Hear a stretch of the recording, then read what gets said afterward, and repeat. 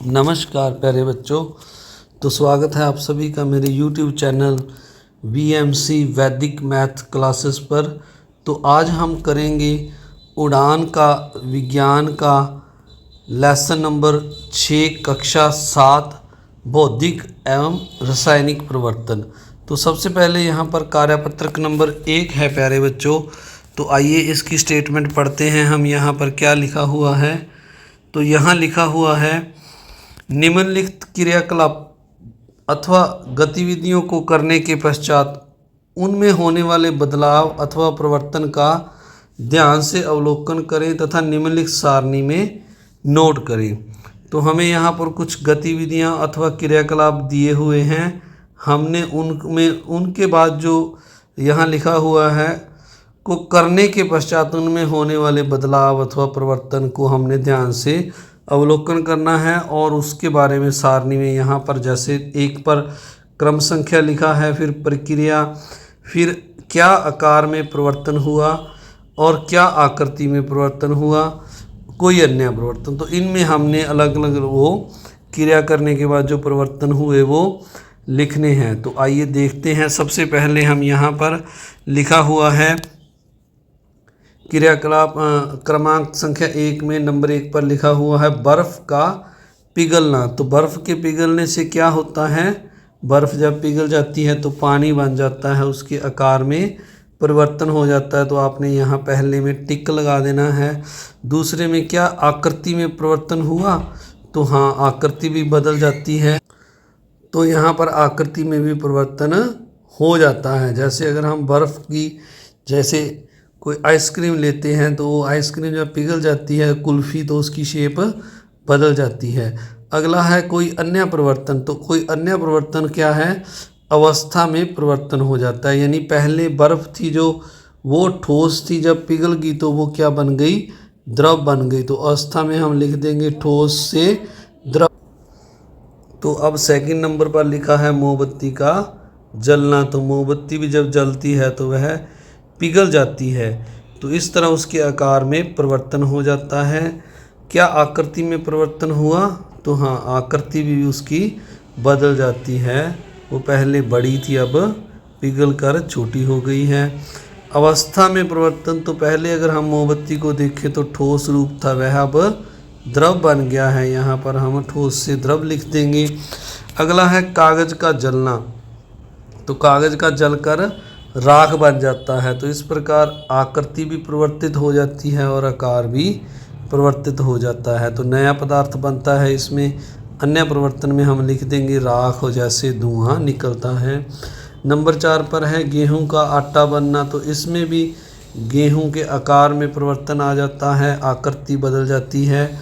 तो इसमें भी नया पदार्थ आटा बन जाता है। अब अगला है दूध से दही बनना।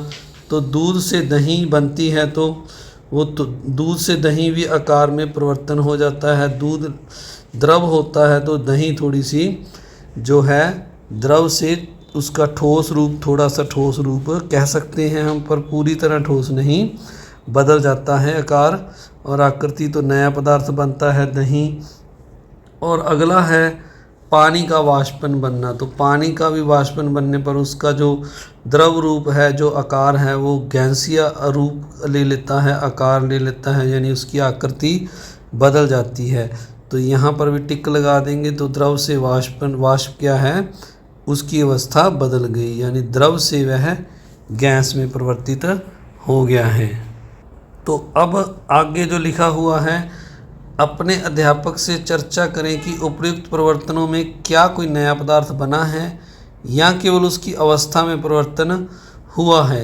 इन दोनों प्रकार के परिवर्तनों को अलग अलग क्या नाम देंगे, अपने अध्यापक से चर्चा करें। तो प्यारे बच्चों, इस तरह अगर हम देखें तो कुछ परिवर्तनों में नया पदार्थ बना है और कुछ में नया नहीं बना है। जैसे बर्फ़ का पिघलना है, पिघल कर इसका पानी बन गया है, द्रव रूप बन गया है, पर इस द्रव रूप को अगर हम फिर से फ्रिज में जमा दें तो यह फिर से बर्फ़ बन जाता है।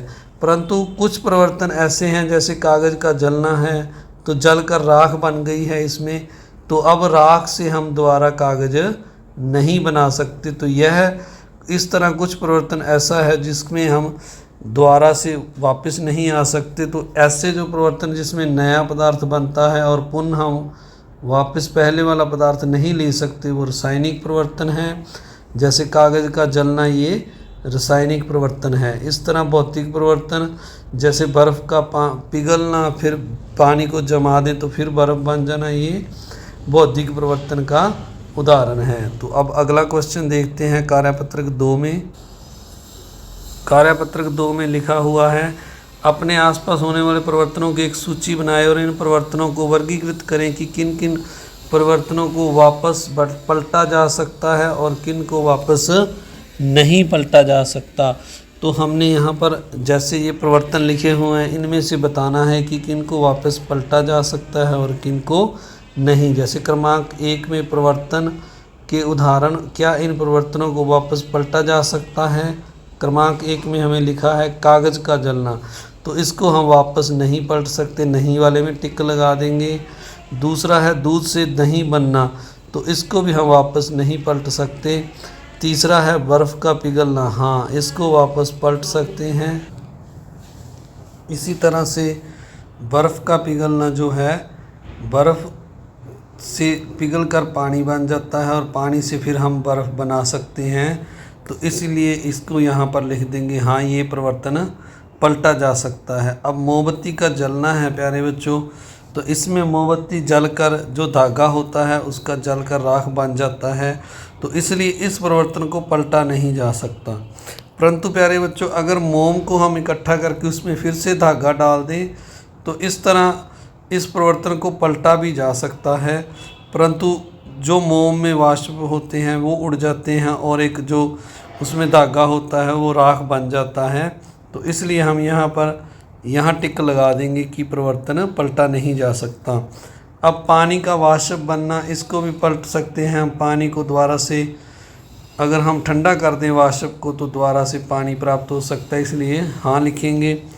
नमक में पानी का घुलना, अब नमक को पानी में घोलकर हम उसको अगर गर्म करें तो पानी उड़ जाएगा और शेष नमक रह जाएगा, तो इसलिए ये परिवर्तन भी पलटा जा सकता है, हाँ लिखेंगे। लोहे पर जंग लगना, इसको हम नहीं में शामिल करेंगे क्योंकि जंग से हम दोबारा से लोहा नहीं प्राप्त कर सकते।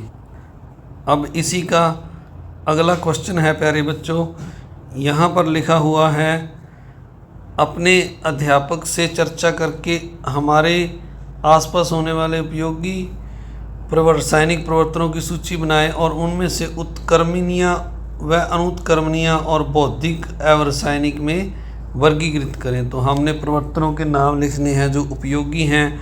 जैसे लकड़ी का जलना, तो इसमें अगर हम देखें लकड़ी का जलना, तो ये क्या है, अनुत्क्रमणीय परिवर्तन है, क्योंकि जो राख बन जाती है उससे कोयला बन जाता है, उससे हम दोबारा से लकड़ नहीं प्राप्त कर सकते। तो ये क्या है, रासायनिक परिवर्तन है। इसी तरह आपने और भी परिवर्तन लिखने हैं, जैसे मैंने कागज़ का मोड़ना, जैसे हमने बच्चों को खेलने के लिए जहाज़ बना कर दे दिया, नाव बना कर दे दी, तो अगर उसको हम फिर से खोल दें तो वह वापस आ जाता है, इसीलिए ये परिवर्तन उत्क्रमणीय है और बौद्धिक और रासायनिक में ये बौद्धिक है, इसमें कोई बदलाव नहीं हुआ।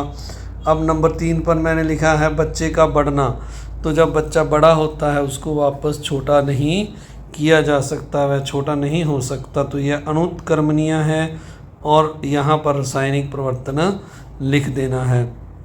कपड़े गीले होना, जब कपड़े गीले होते हैं उसको हम सुखाते हैं तो उनको दोबारा से हम गीला कर सकते हैं, तो इसलिए यह उत्क्रमणीय परिवर्तन है और यहाँ हम लिख देंगे यह बौद्धिक परिवर्तन है।